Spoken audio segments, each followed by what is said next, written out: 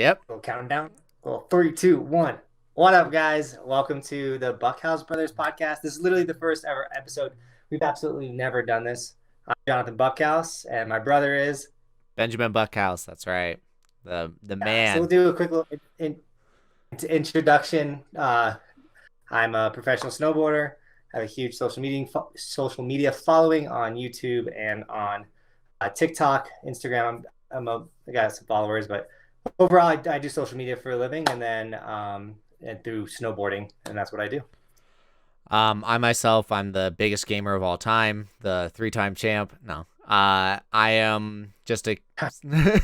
I myself, I'm in between a lot of jobs right now, but I'm an avid video game player, and I was one of the pioneers for Jonathan's channel. So we're here just talking right now. That's what we're up to today.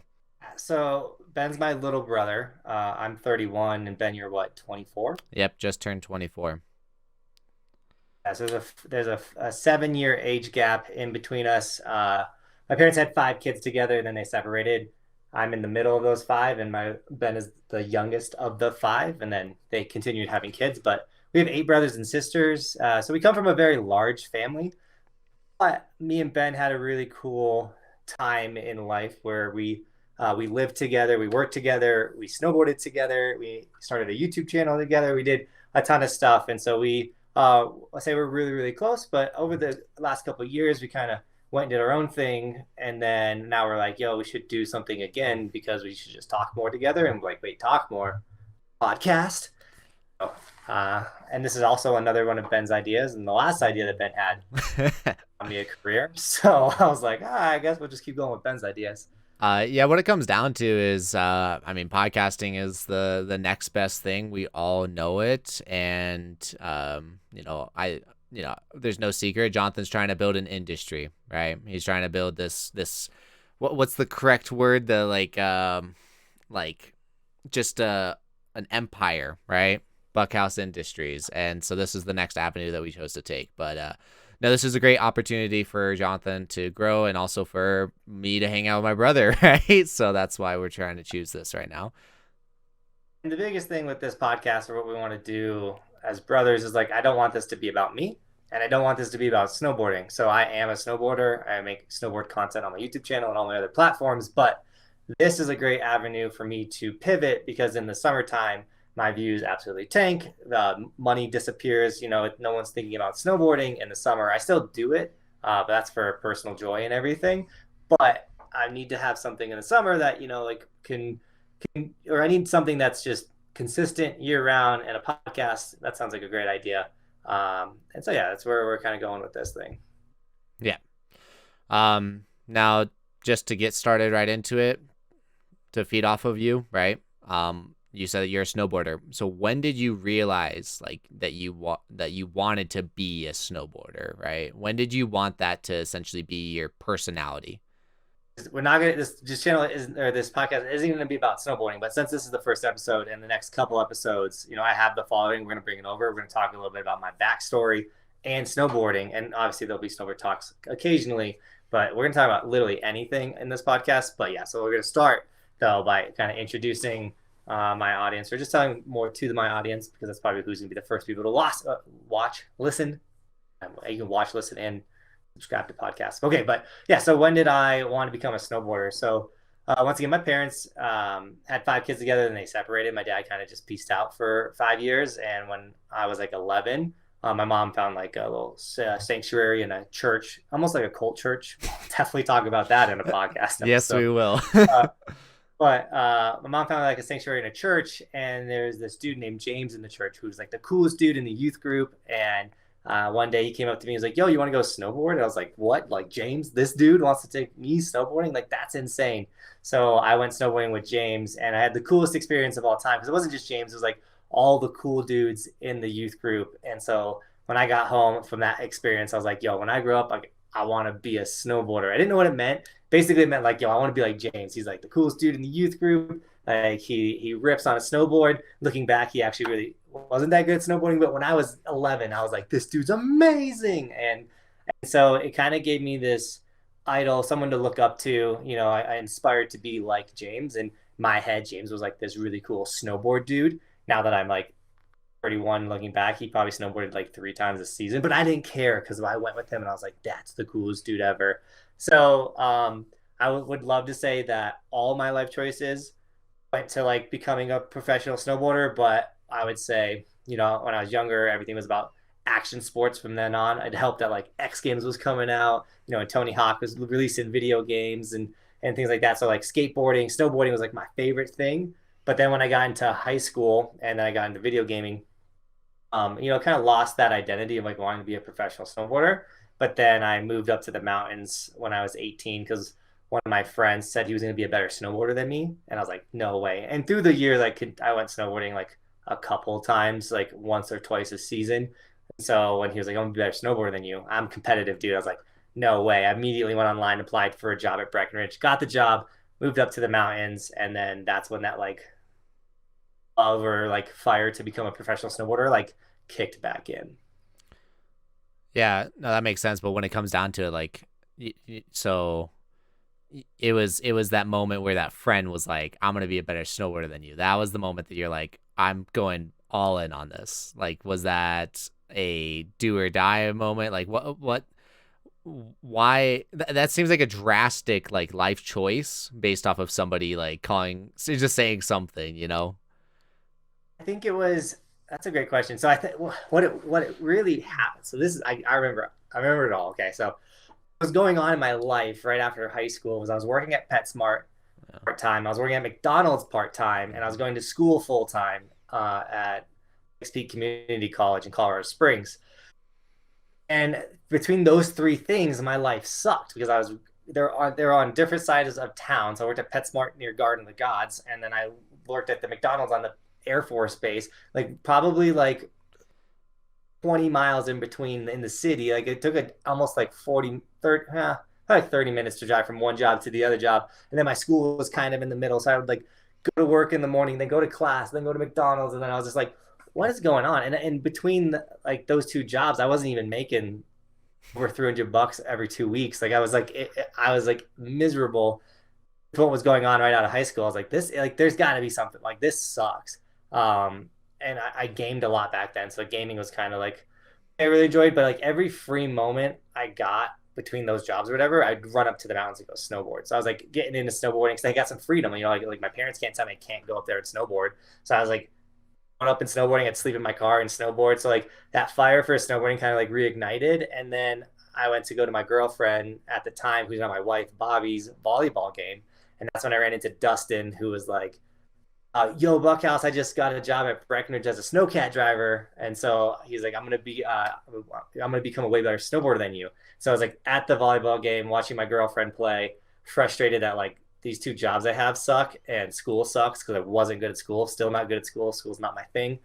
Um, I was just like frustrated with like my current life situation. And then someone's calling me out on the one thing that is giving me joy each week, whatever, the one time I can sneak away from these responsibilities and go snowboard and have the best time ever. That dude just said he was gonna be better than me at that. No way, man. Get out of here. And so he just lit that fire under me to like go apply for the mountains and get that job. And then when it happened, I was like, no way did that just happen. And I had like 2 weeks to like figure it out. So you went from not making a lot of money down in the Springs, hating everything, to moving out to the mountains, being even more broke, but at least you were loving what you were doing.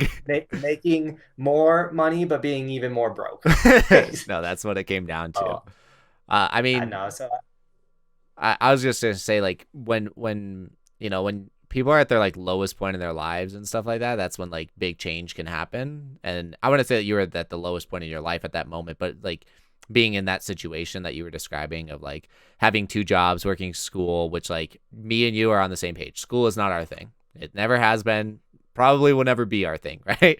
So with that being said, like, yeah, you were just in that situation and you found that one avenue. So that's awesome. But obviously when while you were working like early on, you also like were struggling with wanting to be a lifty. So like what then kept you going? Most people, a lot of burnout happens when you move up to the mountains because they think that it's a one lifestyle, but you get another.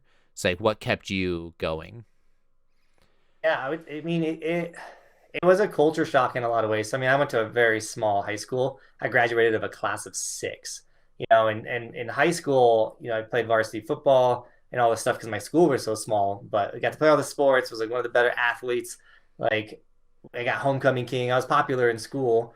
Life was good in high school. Get out of high school, life is not good. Like just kind of like, dude, this is like it's not sick. It could be better. Like something needs to change. Moved to the mountains. Went to a Christian school too. So I moved up the mountains and I'm like, yo, I'm gonna be with all these sick snowboarders. I'm gonna be a professional snowboarder, and I'm working as a ticket scanner at Breckenridge, which is basically a lifty. And I realized like, yo, all of these people suck at snowboarding. Like I'm better than them, and I'm not good at snowboarding, and none of them even care about snowboarding. They just want to go drink and party. So then all of a sudden I moved up and I was working with like 50 people, but I like couldn't relate with any of them but one person named Jeremy who ended up becoming my roommate. And I only related with him not off of snowboarding, but off of video gaming. So Jeremy, I moved up with a friend from Colorado Springs who quickly got kind of into drugs and kind of just like once again didn't really care about snowboarding. He ended up never being in the place to like in the we had a one bedroom apartment ish. It was like a lock off apartment in someone's house. We had a one bed. We shared the one bedroom, and he ended up just always crashing at his friends' houses or parties and things like that. So I was like always at my place alone, and he lived with me for like 3 months. Then he bailed, and so then I needed a roommate. I was like, out of all these 50 people I work with, this one guy named Jeremy's like kind of the coolest. And I was like, yo, I got really cheap rent if you want to move in this bedroom with me and we can game a lot. And he's like a sick idea. So then Jeremy moved in with me. And he liked snowboarding, but we really bonded over the gaming. But then Jeremy liked holding a camera. So like I wanted to be a professional snowboarder. I loved snowboarding. Anyone in action sports wants to film it. It's just kind of the game, You snowboard, you film it, you make edits. And so Jeremy's like, yo, I'll film you. So all of a sudden I was like, wait, you want to film? So then it started a relationship where Jeremy would go snowboard with me every day and film me every day, which was really cool. Even though I wasn't doing the sickest tricks. And that was another thing I learned when I moved to the mountains real quick. I was like, when I was moved up and I like got the job, I was like, this is it. Professional snowboarder. The dream is back alive. I'm going to be a pro. And then I moved up and realized how bad I was at snowboarding. It's one of those things where you don't know how bad you are until you actually get good. Like when you actually like I'm a good snowboarder now and I know how bad at snowboarding I am, if that makes sense. Like and it's just because you can start seeing all the flaws or like how good someone that really is really good is. And so yeah, it's just one of those things. So I like quickly learned I was like, oh, I'm never gonna like be in the X Games. Like that's just not gonna I can't already triple cork. So like I'm not making it type thing. No. And that was back in 2010 too, when like Torstein, my first year up in the mountains, Torstein Horgmo landed the first ever triple cork. Like that's when the sport really went from like people were only doing like a double cork 1080, which is like flipping twice, doing it 1080 rotation. Was like one of the biggest tricks. And also I went to triple cork. Now people doing quads. It's like, blah, it's crazy. And I'm so happy I don't have that life. But um, I learned I was never going to be a professional snowboarder, but I found this joy with like gaming with my roommate and filming with my roommate and making a season edit, one video a year and putting it on YouTube. And that's kind of where I learned how to edit too, was making these season edits every year for the next couple of years. No, that the whole like you don't know how bad you are till you get good. So I myself I've been competing in a video game called Halo. That's Master Chief from the game. I've been competing in that for the last year, and no, there's a reality check, right? So we've been gaming since we were kids. Johnathan being 7 years older than me, he did have a little bit more advantage with that, but the last year of competing, I learned very quickly. I think I'm a fast learner and stuff like that, but when you're just in your own little bubble and your own little perspective, if you're playing against your friends or if you're just playing in like some online ranked games, like you think you're on top of the world, right? I've never played with a friend of mine that I'm like, oh, he's better than me at video games. That's so like self-centered or like the conceited, whatever. Like it's so like yeah, but like I've never had that like thing. Then I go and compete in video games, and I'm like, I am so bad at video games in comparison. Like I sit there and I'm like, pro? Like I'll be pro in a year, dude. That's so easy. Here I am, and I'm like, Oh my, like I'm so far from that. And what's so funny is you sit there and you analyze like what is separating me from them. Like how many levels, how many ceilings I have to break through. And there's so many and you just don't even know until you like go until you like jump fully in it. Until you immerse yourself fully in it, do you realize like how bad you are at it. So you talking about snowboarding, like it's so true. You just don't know until it happens. And even me, like I know I'm so bad at snowboarding, but at the same time, like it took me a long time to realize that, like just how Yeah. bad I am. And it's like it's a blessing and a curse. So like when you finally like clicks like, yo, okay, I know where I'm at. You it's good to it's really good to know where you're at, like, and to not think you're better than you are and get this massive head and being like, yo, like I'm the best snowboarder ever when you're not. Like you never want to be that dude. You never want to be claiming that you're the greatest and you're not the greatest. At the same time, like if I find a lot of confidence in my level of riding. I know that I'm like up there with like there's not a lot of people on the planet that can snowboard as well as I can. At the same time, I have light years of growth. And so when I watch myself snowboard, I like beat myself up so mentally all the time. I'm like, that looked like crap. But to somebody else would be like, that was amazing. Like, how did he do that? I'm like, oh, that could have been so much better. I could have done this. And then you self critique yourself so hard. And that is like a brutal place to be in too, where a lot of times, because I make videos, so I'm editing myself snowboard all the time. And I'm always like trying to think, okay, how could I have done that better? Was that looking good? Sometimes I'm just like, I'll have like a week where I'm just like, yo, you suck at snowboarding. And that's like a bad headspace to get into because you don't, you might have just had a bad time riding, or like you just want to be better than you currently are and you're just not there yet. And just, it takes time to get improved, especially on like physical sports or like gaming. Like you got to put in the 10,000 hours, and that not even just like overall in the sport, but like in that specific like single trick or single like game mode. Like you really got to put in the time, and that's how you're going to like get way better at whatever it is. So I would love to continue talking on that with the whole like ego, right? You're saying you don't want to have that ego being like I'm the best, I'm the best. You have to know where you're at, and that is extremely important.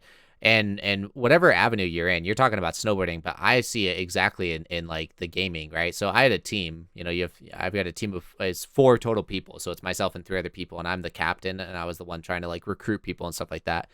And people will do what's called like ego you, where they're like what's your best placement, what's the best you do, like, and so snowboarding be like what's your best trick, you know, stuff like that. And like they're just trying to like evaluate you based off of some like statistic or some like thing that just honestly doesn't even matter. Because what it comes down to is like vibes and everything like that. Like there's so many variables that make somebody like a good person and whatnot. And you're talking about the whole like putting 10,000 hours in, whether it be like on one exact thing or everything. And you know, for me, like something that's so important for wanting to get better, and I think in anything and everything, it like anything and everything that you can do, it like watch footage on it, right? So you're talking about you're watching yourself snowboard constantly. You're editing your own videos constantly. So you're constantly watching yourself and critiquing yourself. That can be a good and a bad thing. Because, like you said, sometimes you beat yourself up. Sometimes you're like, man, I suck at this. And then other times you're like, man, that was sick. Like, that's so cool. But, like, you have to fully immerse yourself in it. You have to watch that footage and get better. For me, I've watched footage of myself playing video games. I have watched footage of my whole team playing video games. I have watched professional gamers play video games just to try to get any snippet of information to try to get ourselves better at it.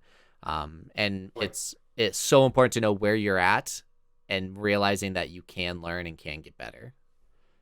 The team aspect. So like you're saying, people are like trying to ego check. You're like, yo, like what's your highest rank, or how, like what are your, like what's your kill death ratio? You know, like they're trying to find these accolades that will quote unquote make you like, oh, you're good and worthy of being here. But sometimes like what, because I also used to competitively play Halo and stuff back in the day, like Halo 2, Halo 3 days.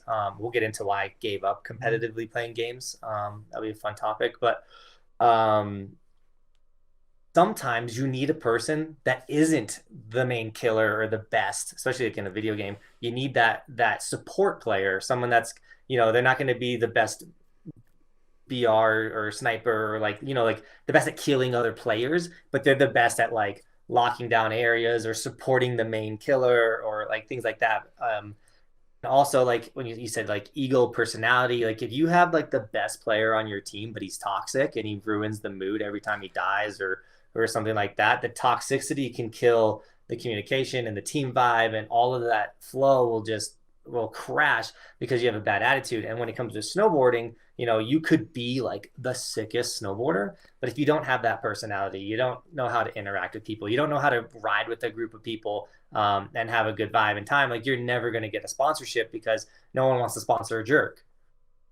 And No, yeah, 100%. And like, the for a lot of people probably that are watching this podcast that do know snowboarding, skiing, and stuff like that, if you guys have never gone out by yourself, you do not realize like how different of a day going out by yourself versus going out with friends and family and stuff like that, right? Like we talked a little bit about ego and stuff, but having confidence is really important, right? Having confidence in just life, right? It affects how you talk to each other. It affects how you talk in an interview. It affects how you talk to customers, colleagues, whatever. Your confidence is extremely important.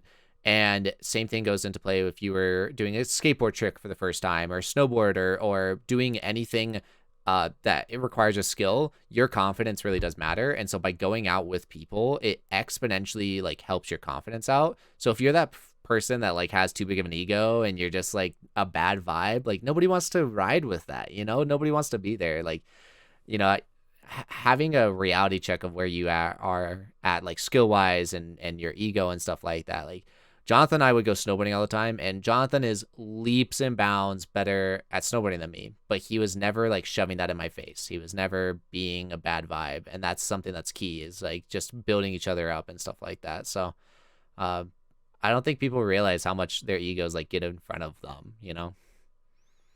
and also let yourself not be the best Oh snowboarder yeah. or gamer in the room, because you can learn from the better people. Like a lot of people will go out with a better snowboarder and they think they're the best, and then all of a sudden this person's better than them, and they get frustrated and they want to leave, or like they're like, I'm not having a good day. It's like, no, no, no, like that dude's better than you, and that's okay. Like try that hard trick that he just did. Like let him push you. Like get pushed by the better rider or the better gamer or whatever sport you're doing. Like don't shut down because you were the best in your group and then someone better showed up. Learn from the person that was better so then you can get better, because I've learned this in snowboarding.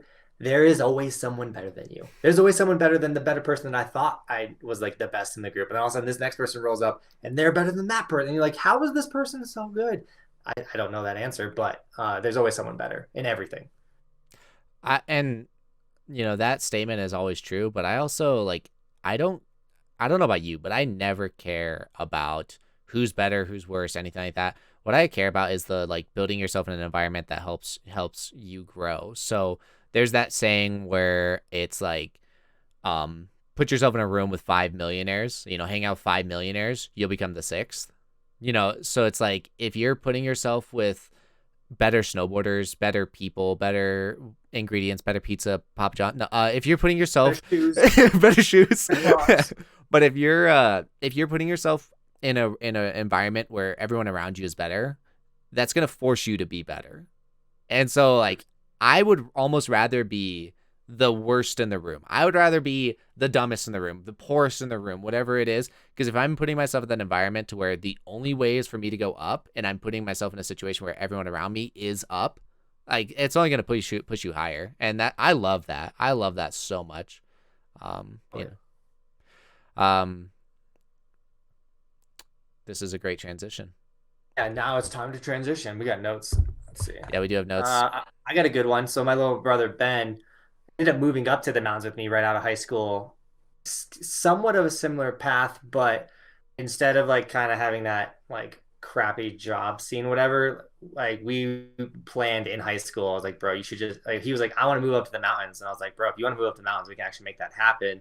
And so he graduated a year early at age 17 and then immediately moved up.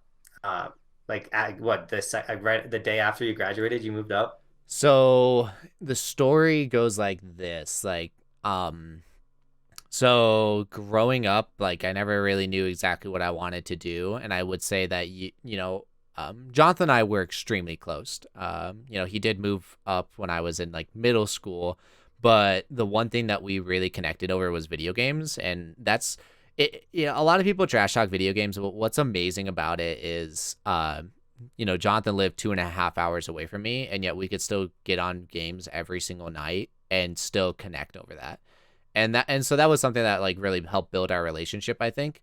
And you did paint this picture of like snowboarding is sick, and you know, like being up here is, it has its pros, it has its cons, stuff like that. And you know, I loved snowboarding. I didn't love it as much as you, which is fine. But when you were like, you can live this same lifestyle I'm living, like come up here, I was like, okay, let's do that. So from like sophomore year on, so like 10th grade and on, which I was 15, I was like, yeah, I'll move up to the mountains. Like that would be sick, dude. Like that was my mindset. So come my senior year, I did have a part-time job as a dishwasher for a nursing home, right? Our mom is a nurse. She works for nursing homes with like elderly people, stuff like that. And that is a tough environment. That's a different conversation for a different podcast, but that is a tough environment to work in.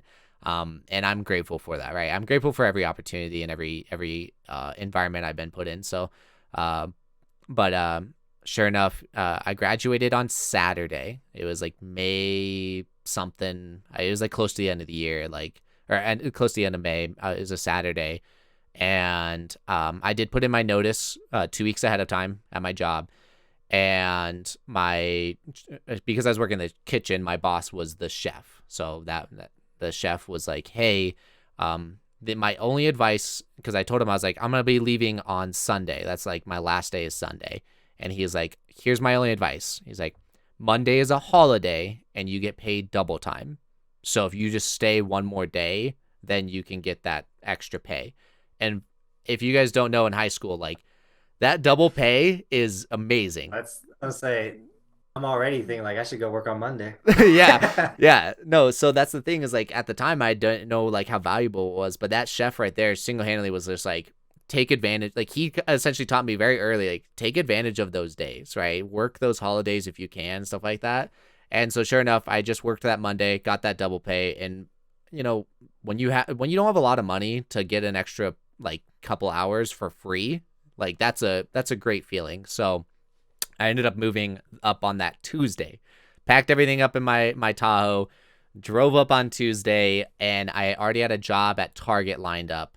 And I started that following Friday. So basically I went from graduating high school to then, what would that be? Like 3 days later, moving up to the mountains, and then another 3 days later, starting my like new life at Target. So I had like 2 days off after high school, and then I was already like, I'm an adult. Like here I am, like just starting life. So that's where I was at.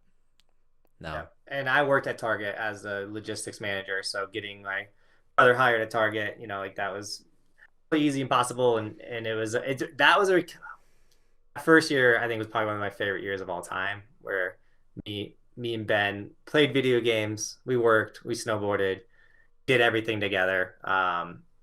Which was also good and bad. We'll get into that another day. But, Another day, yeah. No. I don't want to talk about everything on this first podcast. Like there's so much between our relationships and what we've gone through, and how we started the channel and everything like that. Do we have that on? Oh, I guess this kind of segues into the other.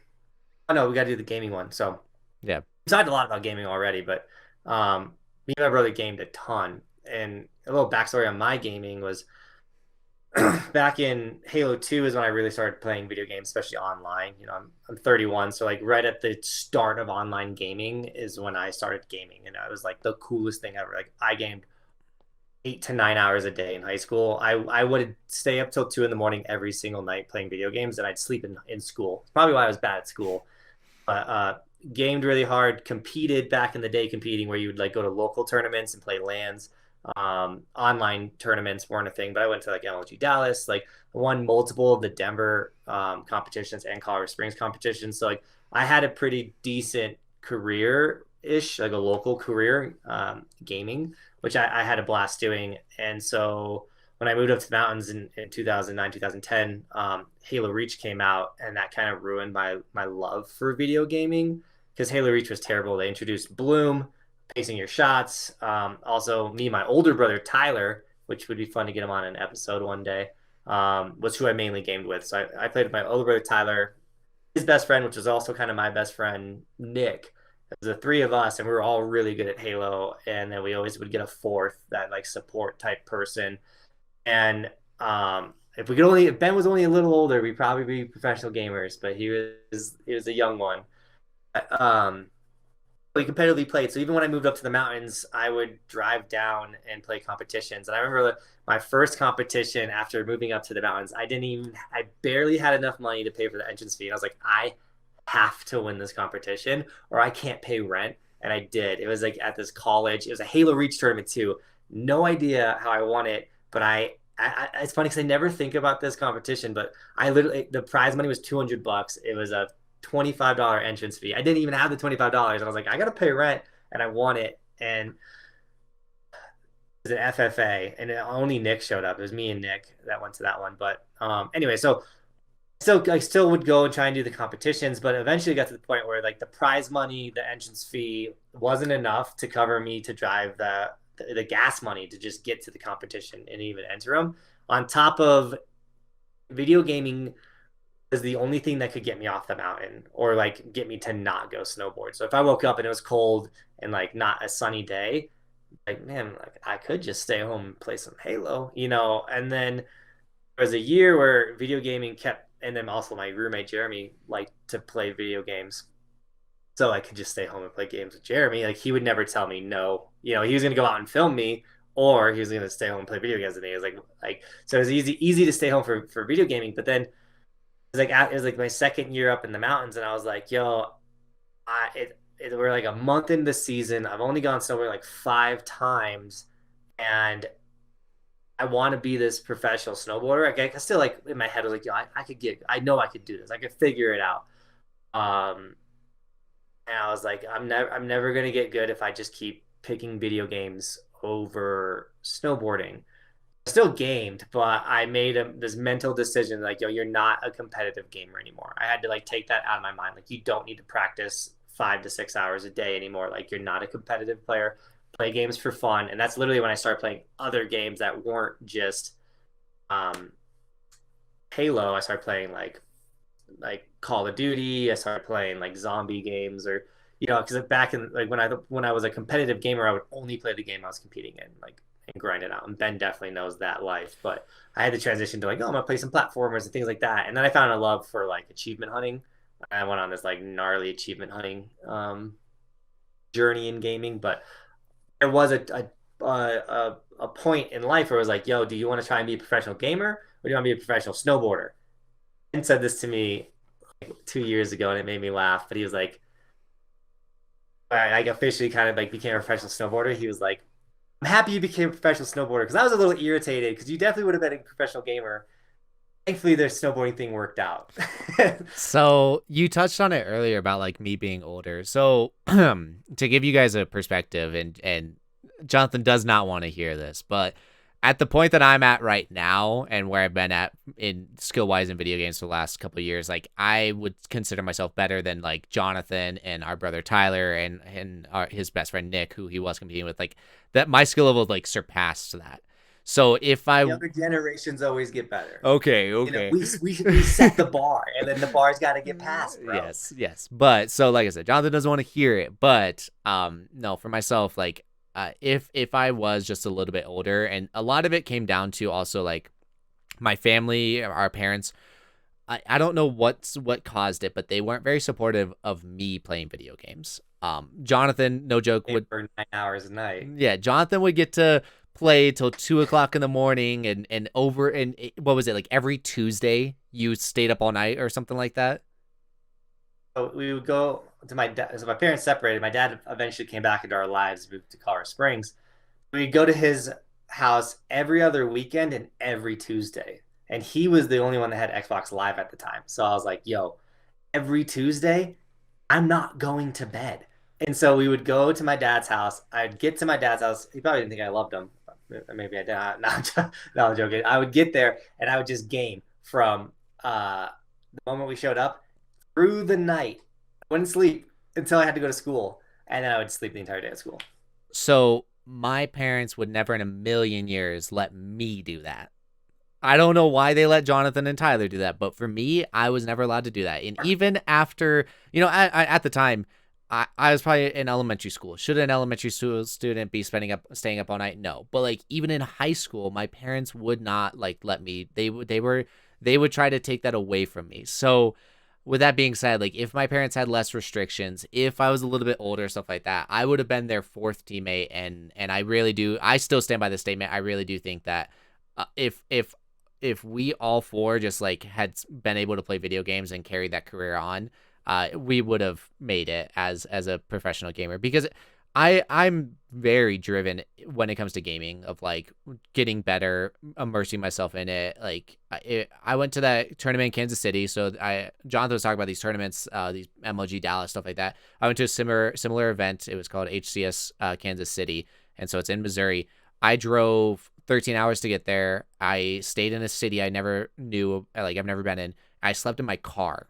Like that's what I did. I went to a brand new city. I don't know anything about it, and I slept in my car in the city for a whole weekend, and just that's what I did. And I had a cooler with me. I had some energy drinks, and I just made it happen, right? So like I'm determined to make it happen. So Johnathan having the snowboard career take off, he needed to be pro in something, whether it be video games or snowboarding. Something need to happen. So I'm happy that one of them worked out for you, bro. Yeah, and I don't know why. Like, I know it could be the driven thing because I'm extremely driven as well. Like, if I say I'm gonna do something, it not only is it gonna happen, but like I'm gonna put everything I got into it until it happens.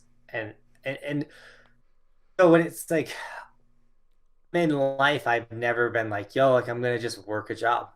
That's never been a thought in my mind. Like, yo, no, like I will get this career. That career will. It's like, no, I was either gonna be a professional gamer or a professional snowboarder, and like that was it. And I did work jobs, and I did get, like, when I worked at Target, I got high management position. I ran the entire logistics process.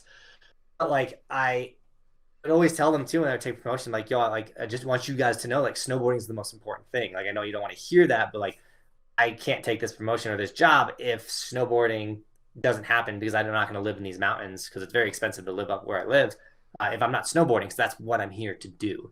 And so I don't know, it just like definitely stoked that it took off or worked out. But um the topic we kind of put was like, when did gaming die for me, or like was it die? What was the term you said? So the question is, when did the rise and fall of gaming happen in your perspective, right? So everyone is going to have a different perspective, right? You being 8 years older than me being 8 years younger than you, and then some of the audience members maybe even being younger than me, right? So like, when did, for you, like you said, gaming was at the time your peak interest, and it slowly dwindled down. When was like the peak gaming, and when was like that? When was that moment that it came down? And then when did, like, has it ever come back up for you? Like, where do you stand with the rise and fall of gaming? So like with gaming, obviously I made the decision, like, yo, I'm not gonna be a professional gamer, but I still gamed like a lot. And I do have two kids now, which really kind of affects my gaming. But even a couple years ago, like I was still gaming a good amount every single week. Now, obviously, owning my own business, being a professional snowboarder, having all these responsibilities, there is a lot less time to play video games. But that hasn't killed gaming for me. I think what the rise and fall, I think the ultimate rise of gaming was Halo 2.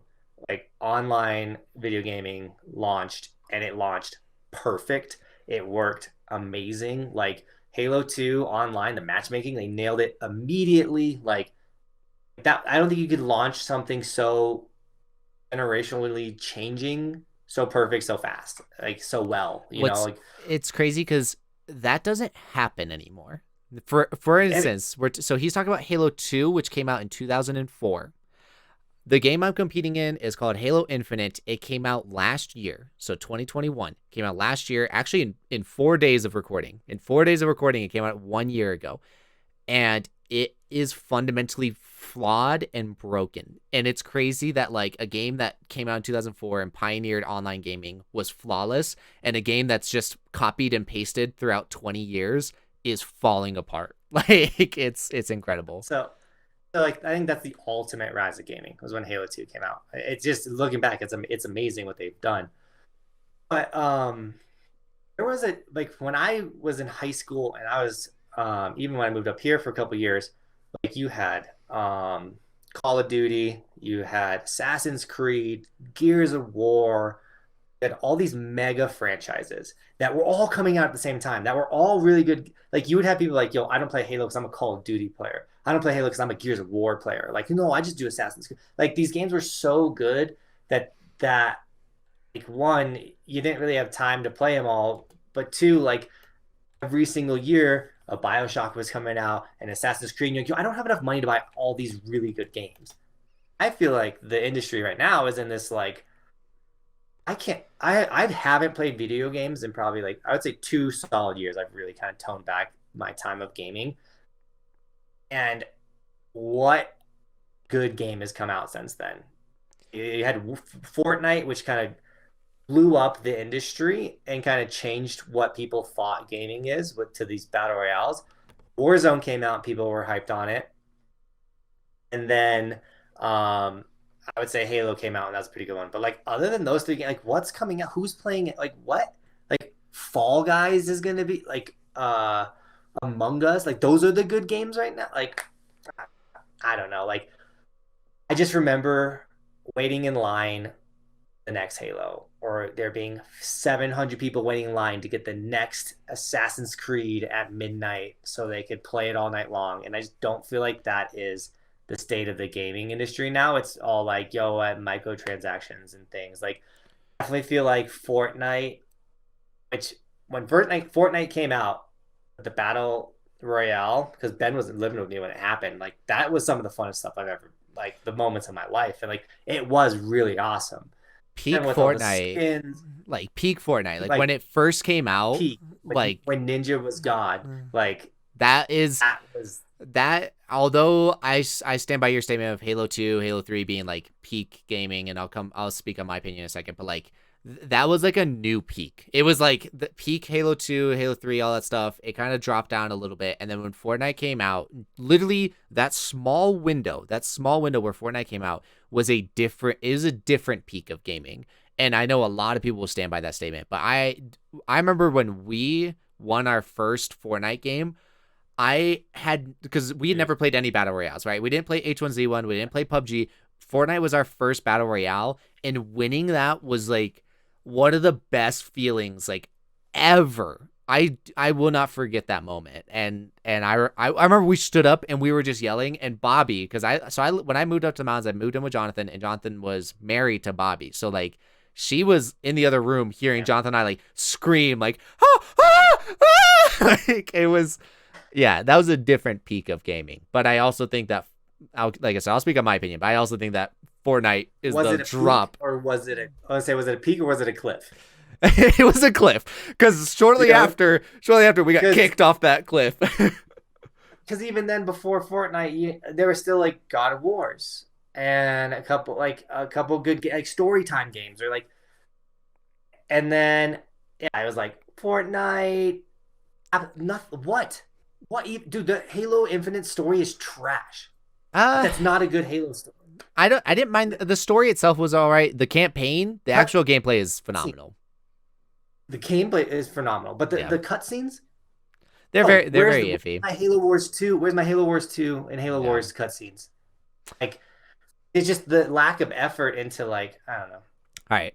I mean, it could be more expensive to make games and they're still selling them for $60. I don't know what it is, but if the right game came out, I'm sure it could definitely pull me back into gaming. But right now, there's no reason to go game. Like, well, I'm gonna go play Warzone, or like, I'll jump on Halo with my son and kill a bunch of people. But the sad thing too is like I never game, and I'll get on Halo and still wreck a bunch of people. It's just like, I don't know. All right. So here's when I think peak gaming happened, and I want to hear your opinion on it after I say it. Okay. Peak gaming happened, and I think that this is a almost industry standard. 2007. And I know you're thinking of one thing, okay? 2007. I think you're going to be thinking about one thing, but I'm going to read off the list of games, okay? What's the one thing that I think you're thinking about? Halo 3. Halo 3. So Halo 3 came out in 2007, and Halo 3 peaked at 1 million concurrent video game players, which is a big deal because that doesn't happen anymore. Even games like Apex Legend has like peak gaming of like 250,000. So 1 million people are playing Halo 3 at one time. Why that's a big deal? It's exclusive to the Xbox 360. And at the time, you had the PS3 and you had PC and all that stuff. So for the fact that Halo 3 peaked at 1 million and it was exclusive to the Xbox 360 is mind blowing, right? I think that peaked. But let me just list off all the other games that came out in 2007, okay? Portal, which if you have not played the Portal games, must play. Amazing, right? Portal came out in 2007. Big deal. Next game, you got Mass Effect. You have you have BioShock. BioShock came out in 2007. Bioshock. Super Mario Galaxy came out in 2007, which is a super underrated game in my opinion. Next one, which is a lot of people don't really even think about it, but it's Call of Duty Modern Warfare 1, which was like that's what set off Call of Duty's like career was Modern Warfare 1. It on the map. It's what put it on the map because at the time was Call of Duty 1, 2, and 3, which were purely just single player games and they were very mediocre. And then Call of Duty 4 came out and it came out with its pretty much its first multiplayer, and that's what started the rest of it. But like this list, you got Half-Life 2 on here. You've got The Witcher, which The Witcher itself is all right, but like The Witcher 3 is amazing, right? Assassin's Creed 1 came out in 2007. Like these are next level games. You have Rock Band. Rock Band came out in 2007. You've got just amazing, like 2007 is in my opinion the peak like gaming. And think about quantity. How much is like, once again, like right now, like a game might come out. Like then it all came out and you couldn't decide which one you were going to put your time and energy and effort into because like they're all so good. No, that was the most difficult thing. And I remember me and you would just like share our games back and forth and stuff like that. But we were always buying new games, but we would always just go back to like Halo. That was the thing. We would always go back. We would try a game, whatever. And also, I think it's supposed to be on that list of games, but the other game that I think we did kind of spend a little bit more time on too was Left 4 Dead. I think that also came out in 2007 but like there were so many like revolutionary games that came out and then it just plateaued and it's just stagnant now.